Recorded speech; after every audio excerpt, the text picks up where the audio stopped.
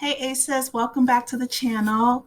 The second volume of Meghan and Harry's documentary on Netflix has recently come out, and I am so grateful that they were able to put out this documentary because it gives them control of the narrative, and we get to hear everything from their perspective and in their own voices.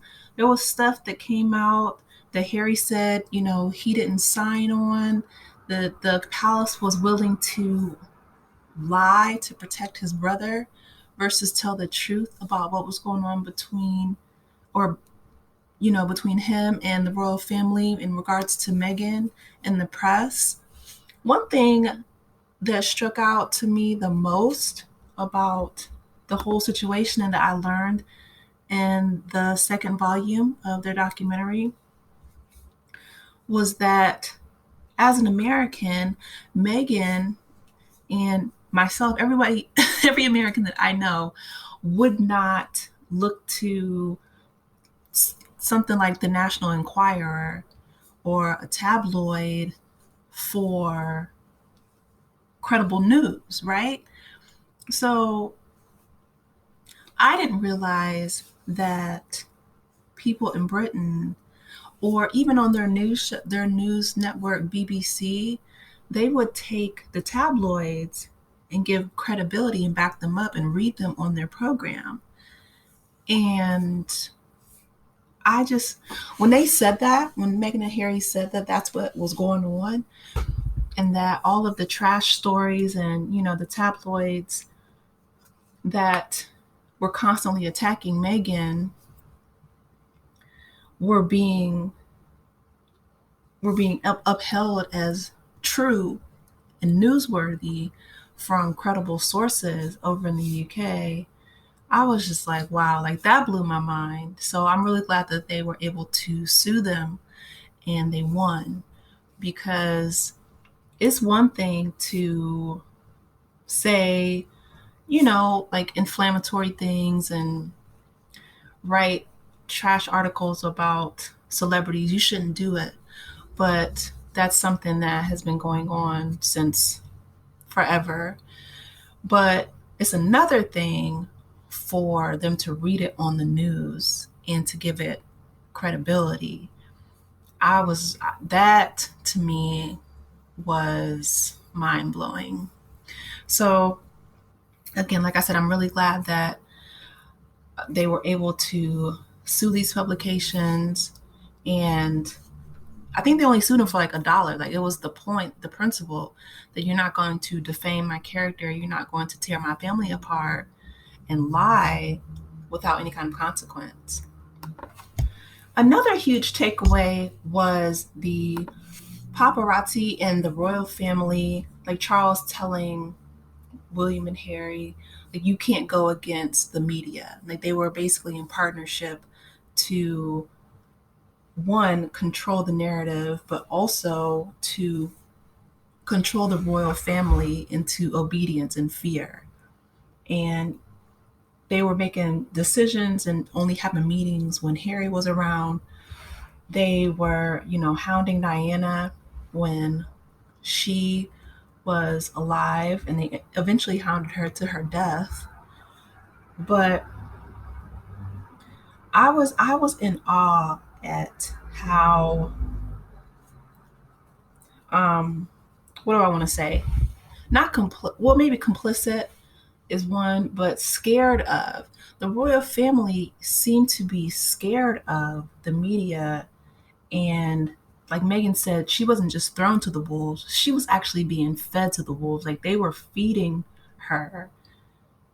They were serving her character on a silver platter to this media circuit in order to deflect from Prince Andrew, in order to just, protect themselves against the vitriol that the British media was spewing. And another, and I'm like, wow. And another, you know, gem that came about was Tyler Perry came in to save the day. Okay. So Meghan and Harry left and they were really upset at them. And Tyler Perry compared it to being in an abusive relationship. He called them, batterers, which, looking back on it, he's absolutely 100% right. They moved to Canada. They moved to a small island, I think it was in Vancouver, to get away from the paparazzi and being hounded and harassed. And there were people on boats stalking these two, Meghan and Harry, this couple, and they were hounding them. And so what ended up happening was, because they were so upset that Harry left, they didn't really care about Meghan so much, but they were mad that, their prince got out and he was living, his best life with his new wife. So in one instance, Harry says, I know that my family would never pull their security because, I mean, he was a prince and, he trusted his family. And then he came to the realization, like, no, they did just that. So they pulled their security away from them. And this was after Meghan had been receiving death threats and people were stalking them. So Tyler Perry steps in and says, you can stay in my mansion in Beverly Hills. It was an $18 million mansion. It was a beautiful property. And it was on top of a hill. And he had, it was 22 acres. It was guarded. It was lovely. So they were there for 6 weeks without any kind of distraction. And once again, his father, Charles, oh, what a cruel, weak man. So Charles forces Harry to, say that he was going to give up his title. He just basically wanted to be free, and I don't blame him. And Charles said, well, I can't do anything until you put it in writing. As soon as Harry puts it in writing, boom, Charles releases it to the press again. So they're working in partnership to hound this couple, just looking to break away, be free, raise their family. And he sends his hounds via the media, the paparazzi, to Tyler Perry's property. So Tyler Perry steps in, beefs up the security. He said he's putting up gates and armed guards and, trying to protect Meghan and Harry. So, and, Tyler says, this is a property, Beverly Hills has, it's full of celebrities. And he said, and it's gated and it's on a hill and it's, protected. He said, I've lived here many years. I have never seen, there was helicopters circling, y'all. It was drones flying ahead. It was really ridiculous. Like, they really wanted to break Meghan and Harry's spirit and spy on them. It was crazy. So they pulled through. They ended up buying their own property in California. They stay in the States. And she talks about the stress that she had with a miscarriage, which breaks my heart. But, they eventually break away. They have some free time to themselves, and she gets pregnant and she gives birth to Lilibeth Diana, which I thought was really sweet, to, pay homage to Diana. And so here we have, Harry kissing Lily and she's holding Archie.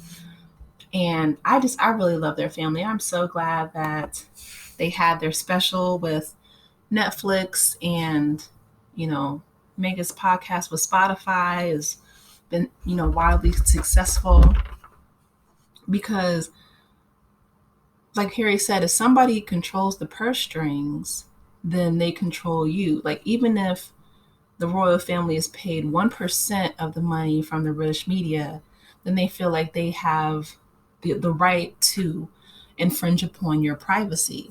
And I will never forget that Barack Obama, he said something really interesting. He said that the one thing that he misses in his life before he ran for office, any kind of political office, was the anonymity that comes with it. And I think that's so true, because fame is costly. It is, and I feel bad because Harry was born into it. Like, he's never had the opportunity to live a life of complete freedom or autonomy. And he was showing, with his camera, a handheld camera when he was riding a bike. He's like, woo, freedom on the promenade. And he's riding and he just seems so happy and free. He's like, I can do things here in California that I never could in the UK. So, with that being said, I loved the second part. Kudos to Tyler Perry for sending a jet and getting them out of there, protecting their lives. Basically, he saved their lives and their family. So they have a beautiful family with Archie and Lily. I cannot wait to see what's in store for them because they're both American citizens and British citizens, but Lily was born here, okay, and so she can run for president. She's President Princess Lily. I can't wait. I can't wait. And Archie is as cute as a button. So congratulations to Meghan and Harry and Lily and Archie because you know what? Like Meghan said, love one. So with that, go love somebody today and I will talk with you lovely people later. Take care, Aces. Bye.